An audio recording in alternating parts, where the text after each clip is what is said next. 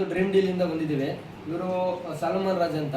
ಇವರಿಗೆ ಒಂದು ಸೀಸನ್ 3 ನಲ್ಲಿ ಒಂದು ಏರ್ ಕೂಲರ್ ವಿನ್ ಆಗಿದ್ದಾರೆ. ಏರ್ ಕೂಲರ್ ವಿನ್ ಆಗಿದ್ದಾರೆ. ಇವರಿಗೆ ಇದನ್ನ ಹ್ಯಾಂಡ್ ಓವರ್ ಮಾಡ್ತಿದ್ದೀವಿ. ಸರ್, ಡ್ರೀಮ್ ಡೀಲ್ ಬಗ್ಗೆ, ಕಂಪ್ನಿ ಬಗ್ಗೆ ನಿಮ್ಮ 4 ಅನಿಸಿಕೆಗಳನ್ನು ಹೇಳಿ ಸರ್. ಅಂದರೆ ತಿಂಗಳಿಗೆ 1,000 ರೂಪಾಯಿ ಕಟ್ಟಬೇಕು. ಅದು 1,000 ರೂಪಾಯಿ ಎಲ್ಲ ಖರ್ಚು ಆಗ್ಬಿಡುತ್ತೆ. ಈಗ ಅಟ್ಲೀಸ್ಟ್ ಮನೆಗೆ ಏನಾದ್ರು ತಗೋಬೋದಲ್ಲ ಥಿಂಗ್ಸ್ ಅಲ್ಲಿ ಅಂತ 1,000 ರೂಪಾಯಿ ಅಕ್ಕ ಹಿಂಗೆ ಇದೆ ಅಂತ ಹೇಳಿ. ಅವ್ರ ಹೆಸರು ಹೇಳಿ ಸರ್. ರಾಜೇಶ್ವರಿ ಮೇಡಮ್. ಈ ಆಪ್ಷನ್ ಇದೆ ಅಂತ ಕೊಟ್ಟಿದ್ದಂತ ಇವರು ಯಾರು ಹೇಳಿ? ಪ್ರಮೋಟರ್ ಯಾರು ಹೇಳಿ sir? Rajeshwari madam. Rajeshwari madam ಅವರ. ಈ ಕಂಪ್ನಿಯಲ್ಲಿ ನಿಮಗೆ ಪ್ರಾಡಕ್ಟ್ ಬರ್ತದೆ ಅಂತ ಕನಸಿತ್ತ ಸರ್ ನಿಮಗೆ?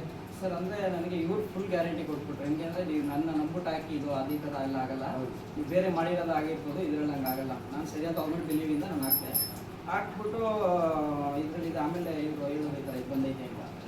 ಅಂದರೆ ಅದೇ ಇವಾಗ ಎಲ್ಲೆಲ್ಲೋ ದುಡ್ಡು ಹೋಗೋದ್ರ ಬಿಟ್ಟು ಇದನ್ನ ಹಾಕಿ ಅಟ್ಲೀಸ್ಟ್ ಮನೆಗಾರೋ ದುಡ್ಡು ಏನಾದ್ರು ಒಂದು ಟಿ ವಿನೋ ಫ್ರಿಜ್ಜು ವಾಷಿಂಗ್ ಮಿಷಿನು ಇಲ್ಲ ಹೆಂಗೆ ಅಂದರೆ ಈಗ ಏನೂ ಬಂದೇ ಇಲ್ಲ ಅಂದ್ರೆ ದುಡ್ಡು ಕೊನೆಗಂಟ ನಾವು ಏನು ಬೇಕು ಅದನ್ನು ತಗೋಬೋದು. ಅದೊಂದು ಆಫರ್ ಐತೆ. ಹೌದು ಸರ್, ಕಸ್ಟಮರ್ಗೆ ಏನು ಹೇಳಕ್ಕೆ ಇಷ್ಟಪಡ್ತೀರಾ? ಕಸ್ಟಮರ್ಗೆ ಅದೇ ಇದನ್ನು ನಂಬಿಟ್ಟು ಡ್ರೀಮ್ ಡೀಲ್ 1,000 ರೂಪಾಯಿ ಕಟ್ಬೋದು, ಏನಿಲ್ಲ ತಿಂಗಳಿಗೆ.